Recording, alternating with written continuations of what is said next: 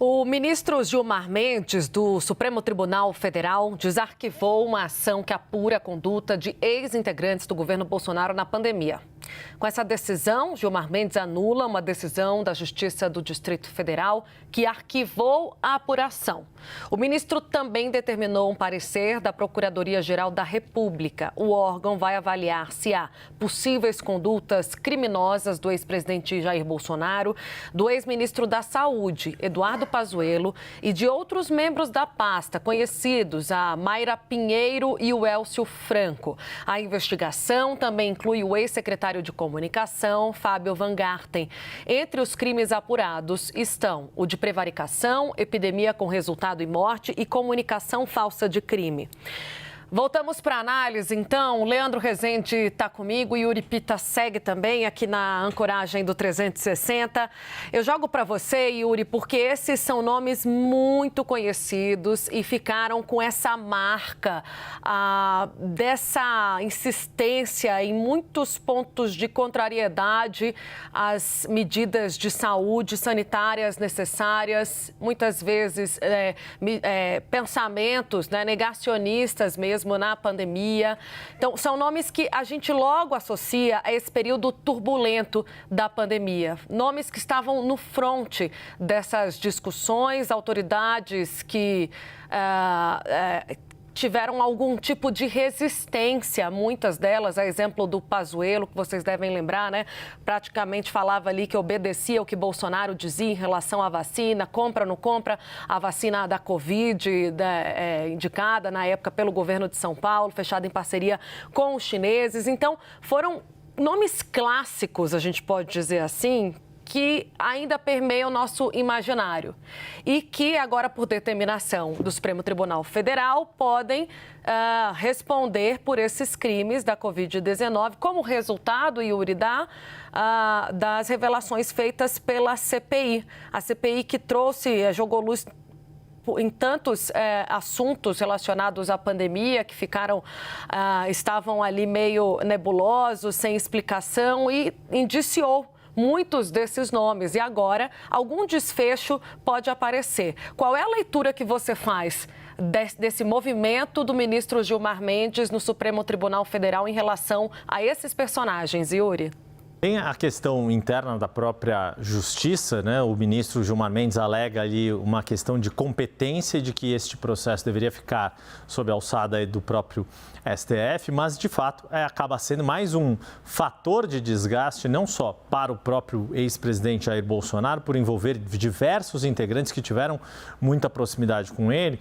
Você mencionou o hoje deputado e ex-ministro da Saúde, Eduardo Pazuello, e tudo isso porque mostra o quanto a questão do enfrentamento à ciência durante a pandemia da Covid-19 foi uma bandeira política estratégica e deliberada do governo Jair Bolsonaro. Foi uma decisão tomada pelo então presidente de fazer esse enfrentamento às medidas que eram, se não consensuais, mas que eram majoritariamente apoiadas pela comunidade científica quando se tentava descobrir o que era exatamente a pandemia da Covid-19.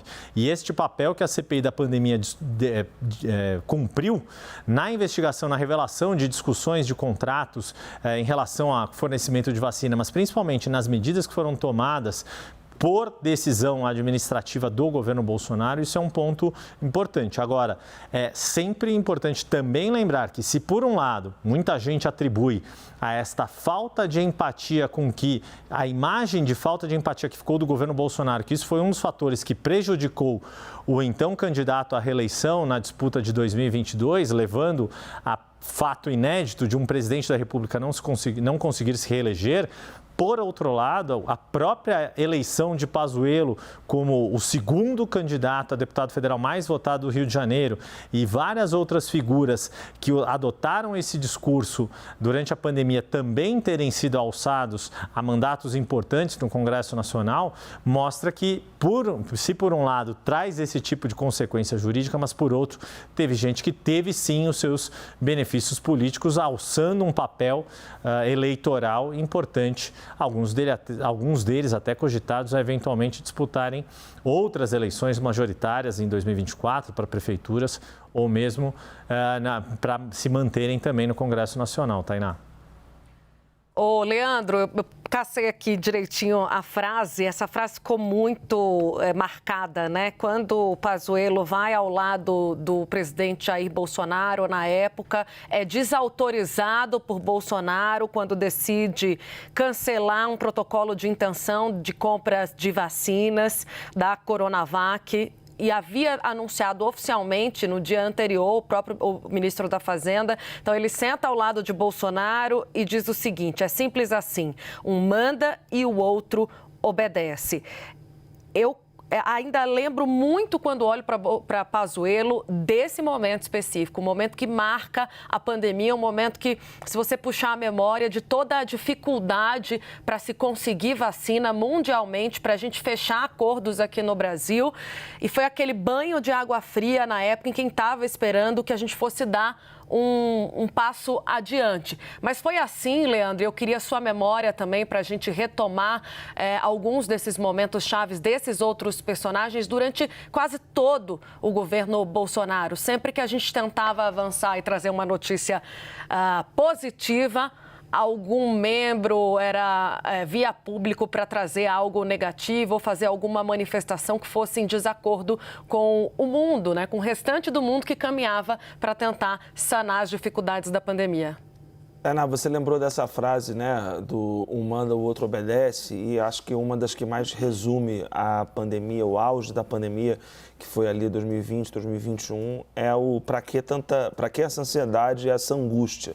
Frase do ex-ministro quando se cobrava no Brasil a chegada de imunizantes, né, contra a Covid-19. O Brasil demorou demais para começar a vacinação. Vários outros países começaram antes e começou com uma quantidade ínfima de imunizantes. Enfim, é a história da pandemia que agora pode ter um novo capítulo aí a ser recontado, né? Eu queria destacar algumas pessoas que vão ser alvo aí desse novo olhar da Procuradoria-Geral da República por decisão do ministro Gilmar Mendes, esse desarquivamento, né, dessa investigação, e tem 3 figuras ali que são fundamentais. A principal é o Pazuello, que foi o ministro da Saúde, mas a gente tem ali o secretário executivo dele, né, o 02, Elcio Franco, e também a Maia, né, a doutora Maia. Capitã Cloroquina, né? Que ficou conhecida como Capitã Cloroquina. Essas pessoas, em conjunto, elas foram investigadas pela barbaridade que a gente viu acontecer no Amazonas. O Ministério Público Federal abriu uma investigação contra eles por omissão. É uma ação que tramitou lá na Justiça Federal do Amazonas. Foi naquela crise da falta de oxigênio, né? Então, essa decisão do ministro Gilmar Mendes, ela está em sigilo ainda, mas considerando os personagens, dá para a gente imaginar que tem alguma relação com esse episódio, porque tanto Pazuello, Elcio Franco e Maia foram investigados pelo Ministério Público Federal por conta da omissão, especificamente na crise do Amazonas, quando faltou oxigênio, quando, enfim, a sociedade civil teve que se mobilizar porque o Brasil não se articulou para conseguir o oxigênio dos países vizinhos, ficou aquele cenário de caos das pessoas correndo com cilindros para lá e para cá por Manaus, enfim, aquelas cenas que se tornaram marca do que foi a pandemia da Covid-19 no Brasil. Então, considerando o envolvimento desses personagens e o fato da decisão ainda estar em sigilo, dá para a gente imaginar que tem algo relacionado a essa omissão registrada pelo Ministério Público Federal naquela crise do Amazonas, gente. Registrada por todos nós da imprensa, acompanhando em tempo real tudo o que acontecia naquela pandemia.